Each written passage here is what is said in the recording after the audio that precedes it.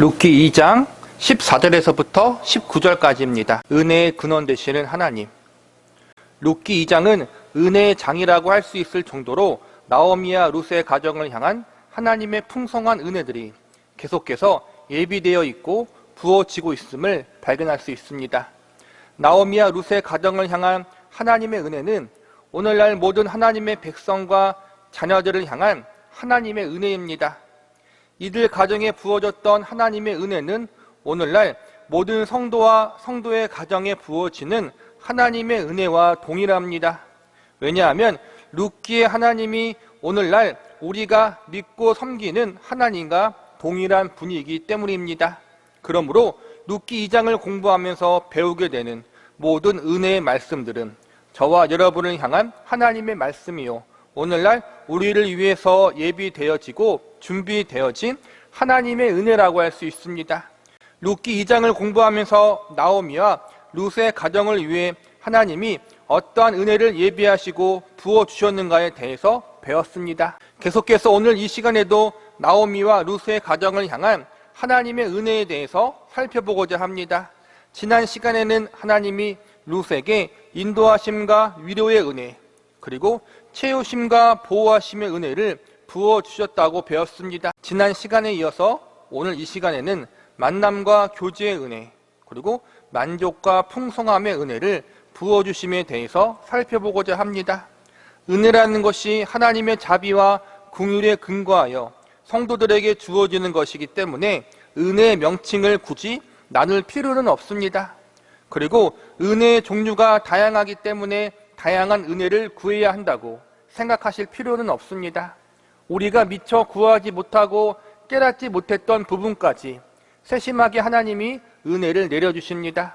여기서 우리가 알아야 하고 배워야 할 것은 하나님이 은혜의 근원이시며 우리에게 은혜를 부어주시는 유일한 분이라는 사실과 하나님께서 성도들의 인생에 지극히 큰 관심과 애정을 가지고 계시다는 것입니다. 하나님을 의지하고 그분께 은혜를 구하면 하나님이 때에 따라 상황에 맞게 은혜를 부어주십니다. 우리는 이처럼 하나님이 그분의 백성과 자녀들의 인생을 방관하지 않으시고 우리 자신에게 운명을 맡겨두지 않으셨다는 사실을 아는 것이 중요합니다.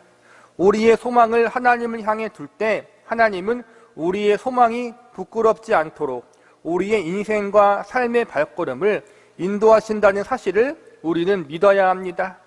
우리가 하나님을 의지하고 신뢰하며 나아갈 때마다 하나님은 우리를 외면하지 않으신다는 사실과 그분의 주권과 지혜로 말미암아 우리에게 필요하고 유익한 은혜를 때에 따라 가장 알맞게 부어주시고 허락하여 주신다는 사실을 룻기 2장의 말씀을 통해서 배울 수 있어야 합니다. 정리하자면 하나님이 은혜의 근원이시라는 사실과 하나님 백성과 자녀들의 인생 속에 가장 필요하고 합당한 은혜를 부어주신다는 사실입니다.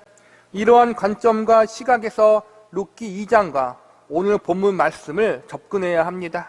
우리는 오늘 본문의 말씀을 통해서 룻기의 하나님이 우리의 하나님이라는 사실과 하나님이 하나님을 의지하고 그분께 소망을 두는 자들에게 어떠한 은혜를 베풀어 주셨는지, 그리고 그들의 인생을 어떻게 붙드시고 책임져 주셨는지에 대해서 알아보는 시간을 가져보도록 하겠습니다. 첫 번째로 하나님은 만남과 교제의 은혜를 부어주셨습니다. 본문 14절을 보시기 바랍니다. 식사할 때 보아스가 룻에게 이르되 이리로 와서 떡을 먹으며 내 떡 조각을 초에 찍으라 하므로 룻이 곡식 빼는 자 곁에 앉으니 그가 볶은 곡식을 주매 룻이 배불리 먹고 남았더라. 이스라엘 백성들은 원칙적으로 이방인과 식사를 같이 하지 않습니다. 그런데 지금 보아스가 룻을 향해서 뭐라고 말합니까? 같이 먹자라고 식사의 자리에 초대를 합니다. 같이 식사를 하자고 초청을 한 것은 룻을 바라보는 보아스의 시선과 마음이 어떠한지 보여주고 있습니다. 우선 이방 여인으로 보지 않고 보아스와 동일한 하나님의 백성으로 여기고 있다는 것을 보여주고 있고, 또한 룻이 가난한 가부라고 해서 보아스가 업신여기지 않았다는 것을 보여줍니다. 쉽게 이야기하면 룻을 차별하지 않았다는 것입니다. 보아스가 참으로 믿음과 인격이 매우 훌륭한 사람이라는 사실을 우리는 발견할 수 있습니다. 낯선 장소, 낯선 환경에 가면 제일 어려운 것이 사람과의 관계입니다. 집이나 직장을 옮기거나 삶의 터전을 옮기는 일이 어려운 이유는 바로 그동안 알고 지냈던 사람들, 정들었던 사람들을 떠나 새로운 사람을 만나고 새로운 관계를 다시 시작해야 하기 때문입니다. 내가 성공하고 잘 돼서 새로운 환경, 새로운 장소로 옮기는 것은 그나마 괜찮습니다. 그런데 내가 실패하고 망해서 새로운 환경과 장소로 옮겨 새로운 사람을 만나고 그들과 관계를 맺는 것은 쉬운 일이 아닙니다. 사람은 누구나 자존감을 가지고 있기 때문에 나의 못난 모습, 초라한 모습을 다른 이들에게 보이는 것을 싫어합니다. 그래서 실패와 낭패를 경험한 사람들은 이러한 자신의 모습을 다른 이들이 어떻게 볼 것인가에 대한 걱정과 눈치를 보며 많은 스트레스를 받습니다. 룻 같은 경우가 이에 해당될 수 있습니다. 룻은 자기 고향과 출신에 대한 약점이 있었습니다. 이스라엘 민족이 제일 싫어하는 모압 사람이었습니다. 거기다가 지금 아무런 재산과 물질도 가지고 있지 못하는 가난한 과부였습니다. 이삭을 줍는다는 것은 그가 가난한 사람들 중에도 제일 가난한 사람이라는 것을 보여줍니다. 오늘날로 말하자면 거지인 상태와 같은 것입니다. 젊은 여자가 남편도 잃고 빈 털터리로 낯선 땅에서 거지 같은 신세로 이삭이나 죽고 있습니다. 얼마나 처량하고 불쌍한 인생처럼 보입니까? 그러나 먹고 살기 위해서 다른 사람의 따가운 시선과 눈초리를 받으며 어쩔 수 없이 이삭 줍는 일을 해야 합니다. 이러한 상황에 있었던 룻의 마음에는 자존감에 많은 상처가 있었을 것이고 자기 연민도 가지고 있었을 것입니다. 과부요 이방이라는 이유로 다른 사람들과 어울리기도 힘들어 많은 외로움을 가지고 있었을 것입니다. 그런데 이때 보아스가 룻에게 식사 자리에 초대를 합니다. 부자인 보아스가 가난한 과부인 자신을 차별 없이 대합니다. 선민 이스라엘 민족 사람인 보아스가 이방 여인인 자신을 동일한 하나님의 자녀로 여깁니다. 이러한 보아스의 행동으로 인해 룻은 많은 위로를 받았을 것입니다. 보아스와의 만남으로 인해서 그리고 식사의 자리에서의 교제로 인하여 룻은 상처받은 그의 마음과 자존감을 많이 회복했을 것입니다. 자신이 처한 여러 가지 상황 때문에 인간관계의 단절을 경험할 수 있었던 룻이었습니다.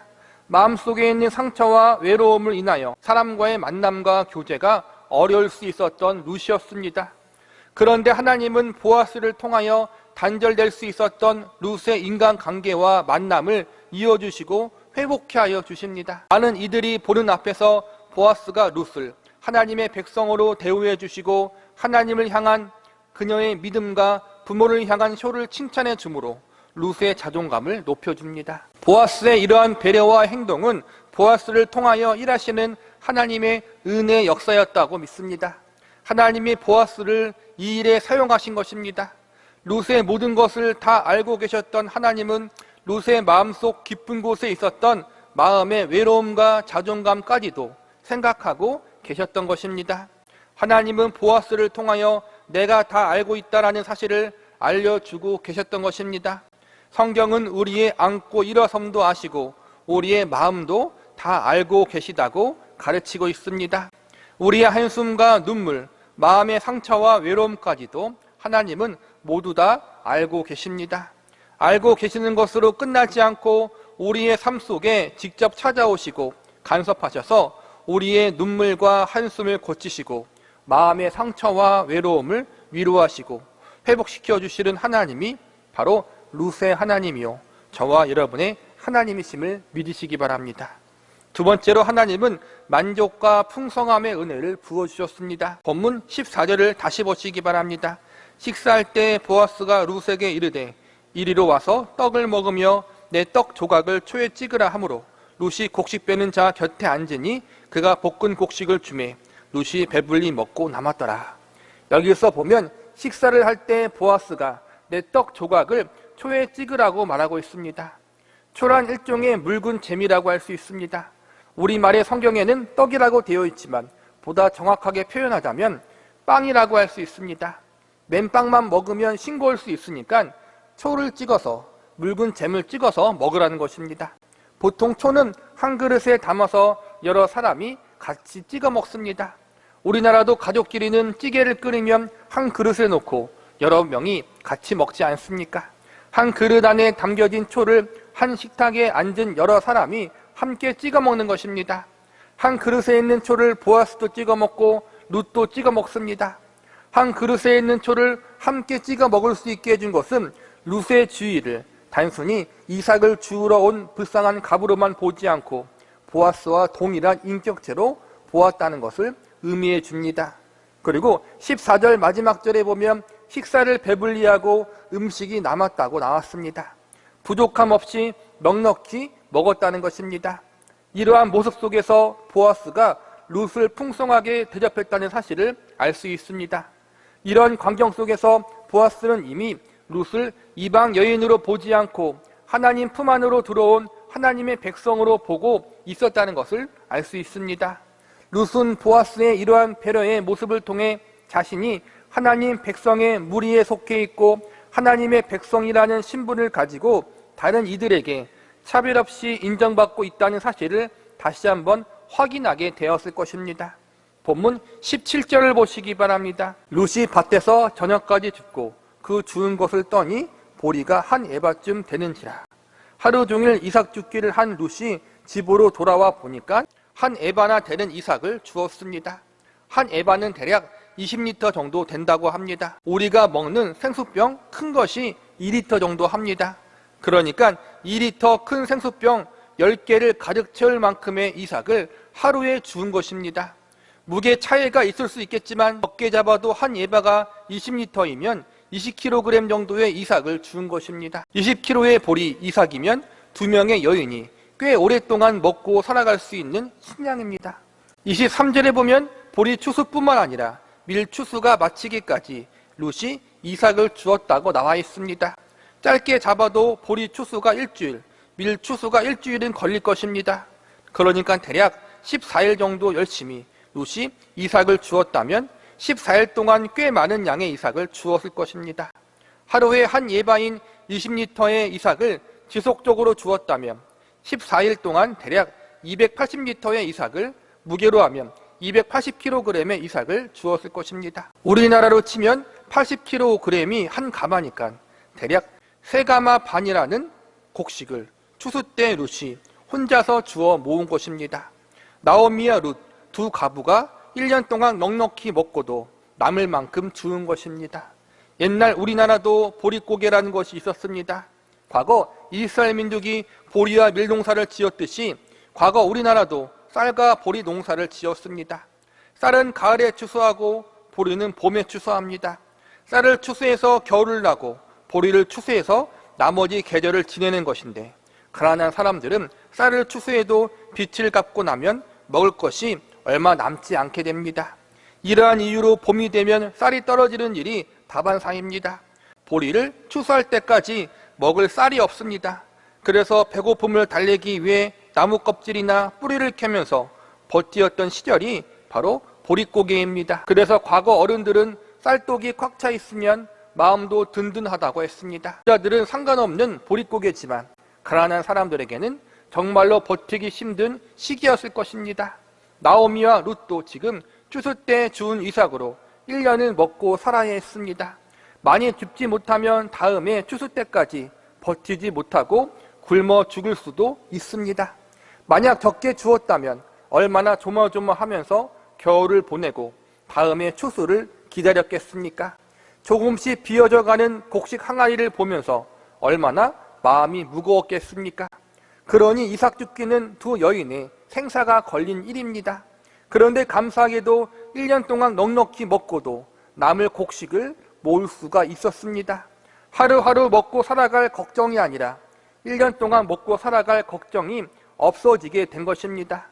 하나님이 두 가부에게 하루하루 입에 풀칠하며 사는 불안한 인생 가운데 은혜를 내려주셔서 1년 동안 큰 걱정하지 않고 살아갈 수 있는 안정을 주셨고 그것이 그들에게 유익하다라는 사실을 아셨습니다. 우리가 하나님의 백성들의 삶을 이야기할 때 하루하루 매일매일 하나님이 채워주시는 은혜를 의지하면서 살아간다라는 고백을 자주 올려드립니다. 그런데 이러한 고백을 올리면서 오해하는 것 중 하나는 하나님의 백성들의 일상적인 생활을 안정적으로 하지 못할 정도로 지나친 무소유를 강조하는 경우들이 있다는 것입니다.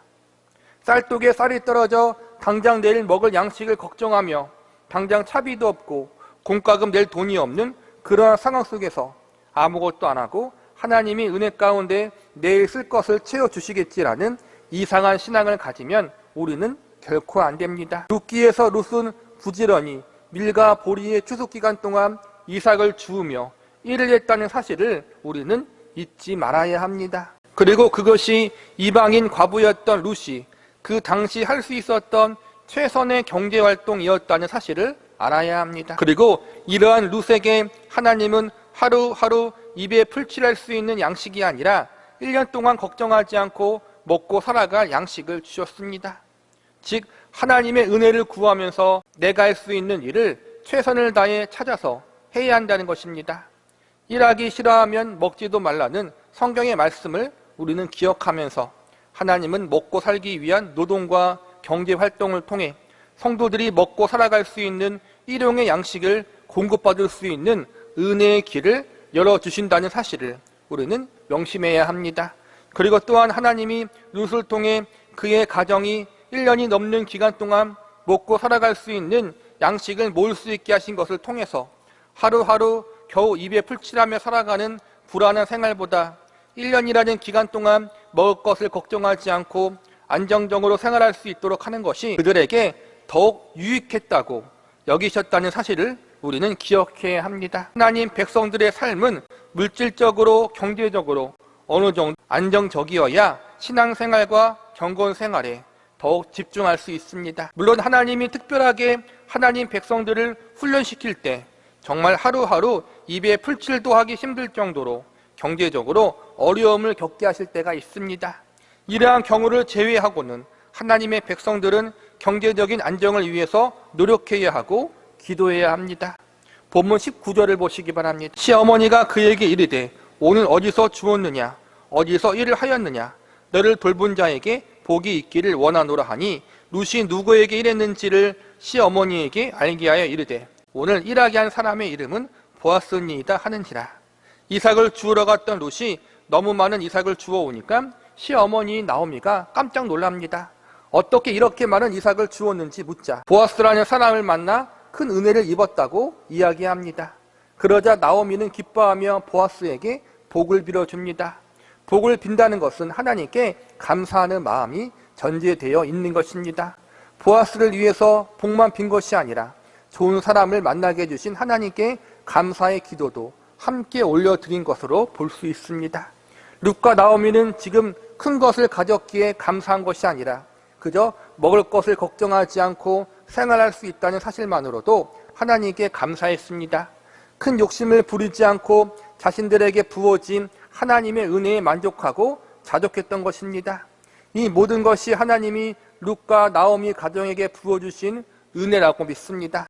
자신들이 받은 은혜를 풍성한 은혜라고 여기며 감사할 수 있는 마음과 심령을 하나님이 룻과 나오미에게 부어주신 것입니다.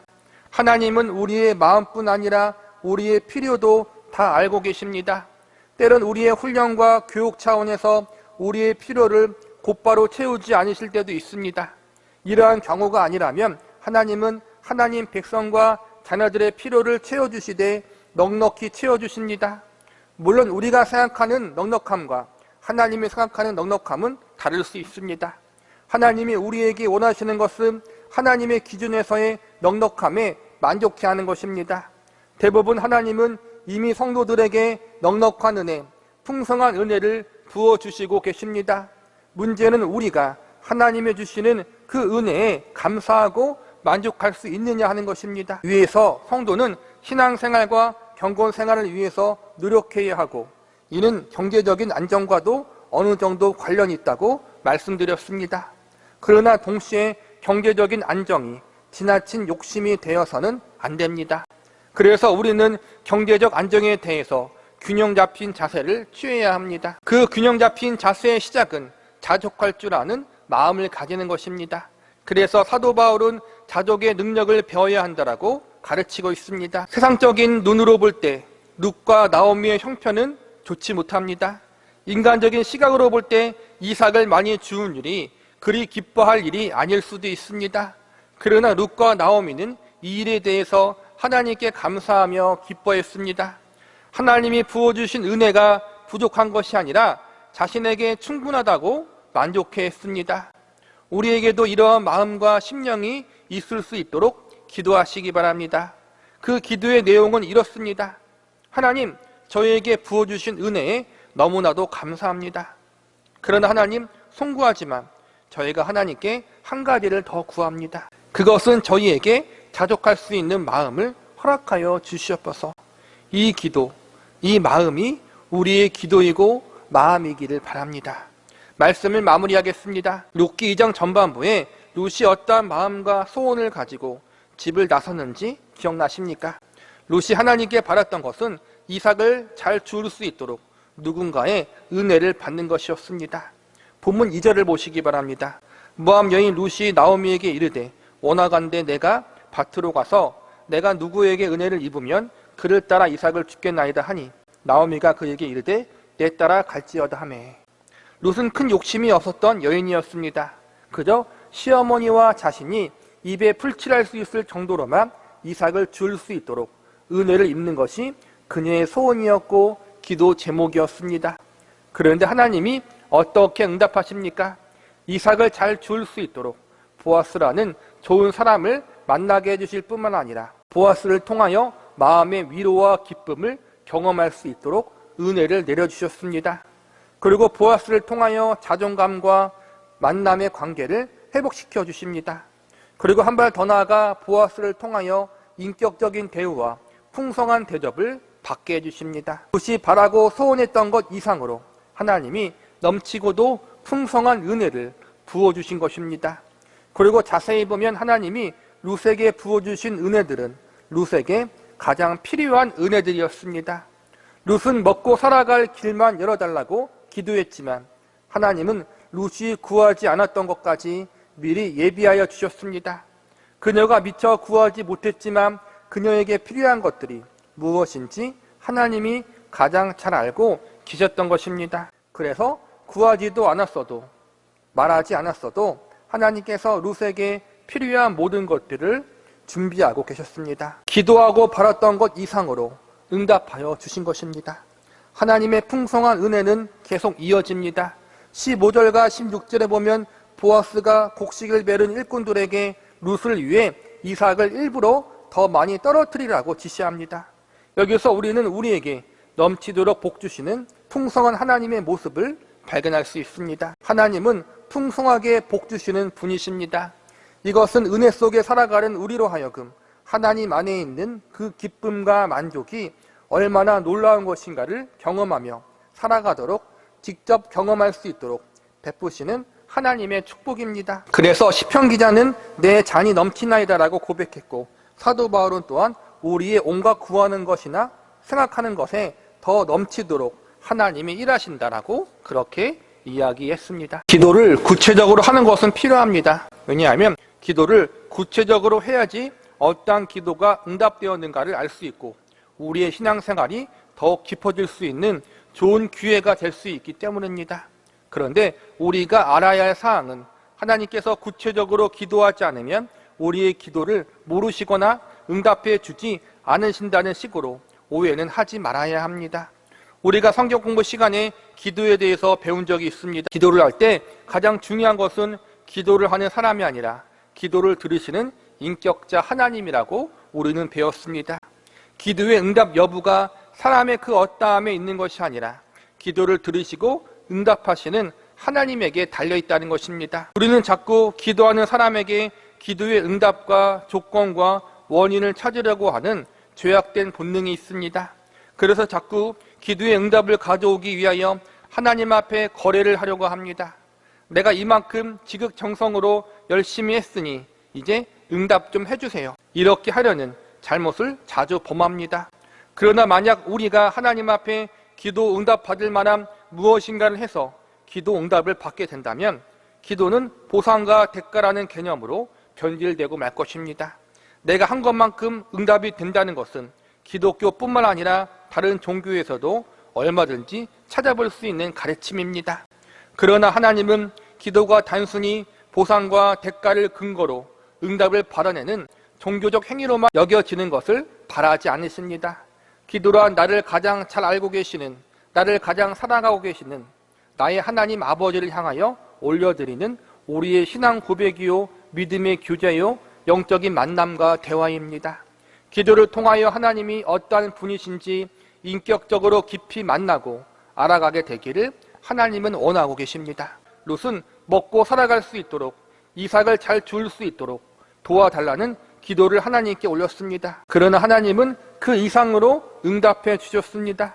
하나님이 롯의 마음이 어떠한지를 다 알고 계셨고, 그녀의 한숨과 눈물, 그녀의 두려움과 불안함, 마음의 상처와 외로움까지도 다 알고 계셨고, 이 모든 것들을 치료해 주시고 회복시켜 주시기 위하여 놀라운 은혜들을 준비해 놓고 그녀에게 아낌없이 베풀어 주셨습니다. 이 일을 통하여 롯은 하나님이 어떠한 분이신지 더욱 깊이 알아가게 되었을 것입니다. 그래서 룻기 3장에 보면 하나님을 향한 믿음을 가지고 보아스에게 담대하게 청혼을 하고 보아스와의 결혼이 이루어지는 과정들을 믿음으로 잘 기다리고 인내하는 모습을 보여줍니다. 룻뿐만 아니라 나오미도 이 과정을 통해서 하나님을 더 깊이 알아가고 만나게 됩니다.